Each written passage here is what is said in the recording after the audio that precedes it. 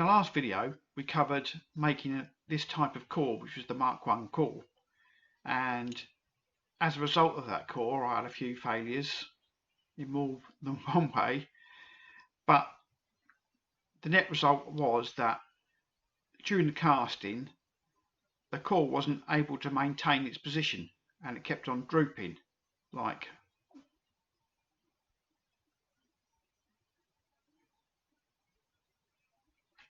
so. In this video I'm going to show you what I did to overcome that issue. So this is the pattern we were using, and as you remember the core was supported by these two yellow ends. Now what I did to get around this was to extend these two flanges like so. This gave me a larger surface area on the end, and a redesigned core box would look like this. There's this core mould box, and as you can see, from being just a straight tube end, it now terminates with a flange, and that flange will then sit on the outer end of that's not used by the manifold. And the box internally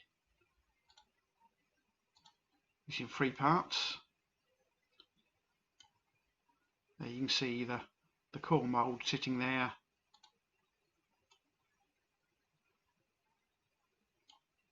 coming up, and the final part which just encase it.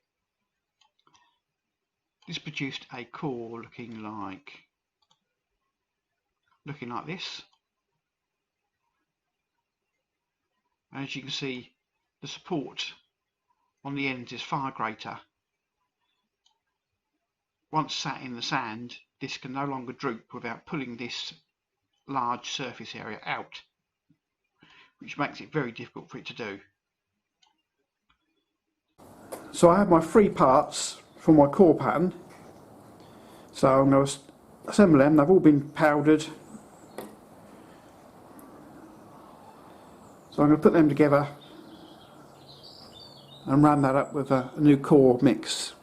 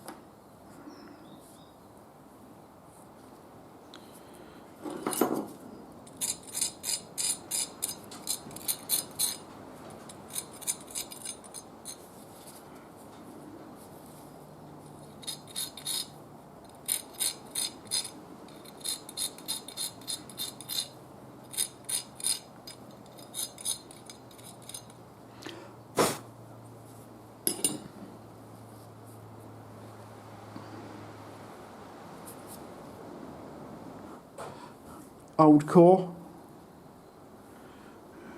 new core.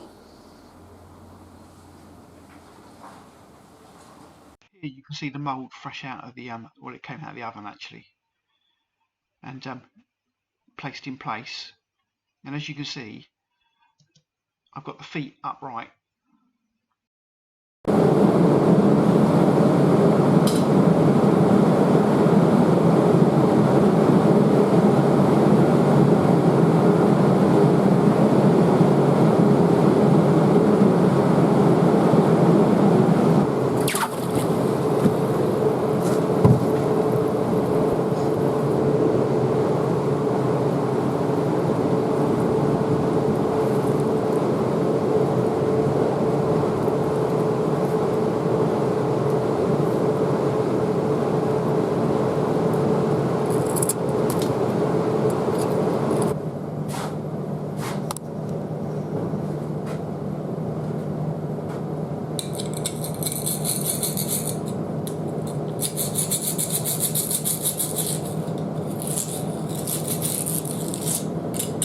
Should be able to wash that out, okay.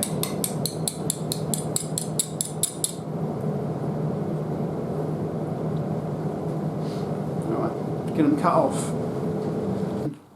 What appeared to be a good casting at first, in fact failed.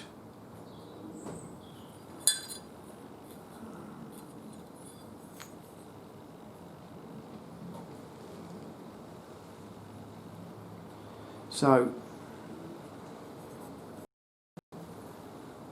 now bear in mind they were cast, let me just try and remember, like they were like that.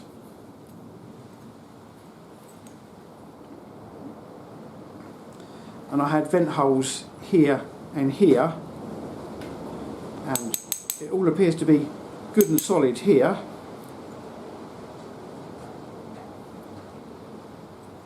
What's going on? Am I going to have to cast them more upright? So any venting issues are going straight up.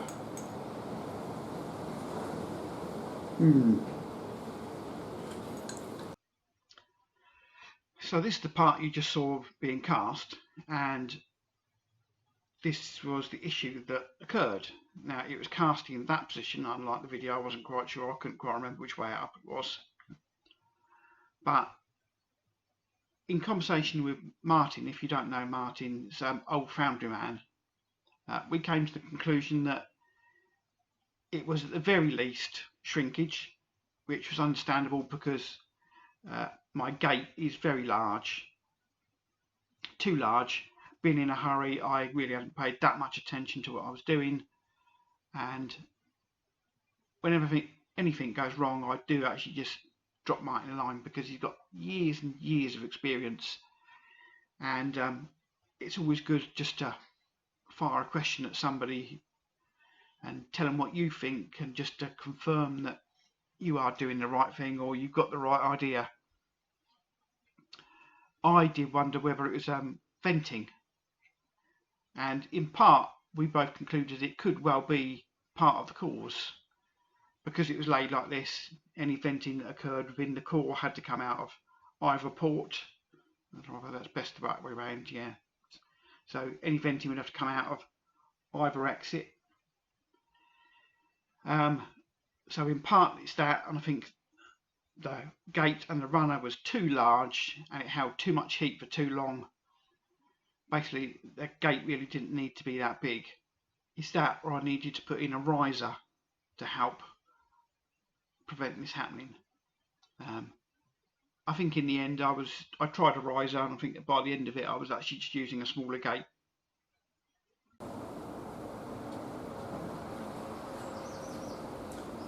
So I've got this mould ready, or this half of the mould ready. Cores are in place. The cores have been baked. I only did a mild bake of 50 degrees for an hour and a half. They were nice and toasty, and they have firmed up even more than they were when they went in, so it definitely was beneficial. Got my gate improved, a little more simple, far more direct.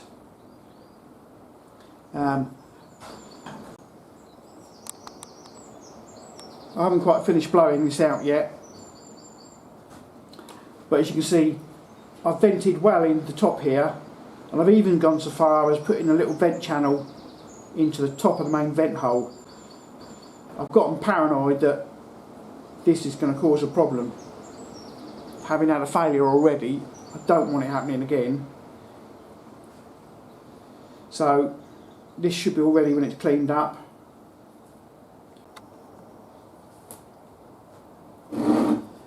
Now the pouring basin, I'm going to put an extended pouring basin on the top. Not for any particular reason that I need it extended, probably quite the reverse to be fair, but the cope has been messed around with so much on that I don't want to be digging out a new pouring basin. I think it's gone through enough turmoil already, so I'm using this. I don't know if I've shown this before or how many times I have shown it. I don't use it very often, purely simply because it's not ideal practice. Pouring basin, fine, but because it's extended really, adds speed to the flow of the liquids, and really that's the thing you want to avoid. But sometimes it's a case of as the devil needs sort of thing. So this little moulding box that I made up for it, it was designed to come apart if I needed to use motor core, so it would leave a sand core sitting on the top, and I could ram up several of these. But to be fair, I normally just leave it in the box because the chances of me needing one, let alone a set of them, are slim. But I've decided I'm going to go for this anyway, and we'll see how we get on with that. So I'm going to ram this up and put that on top.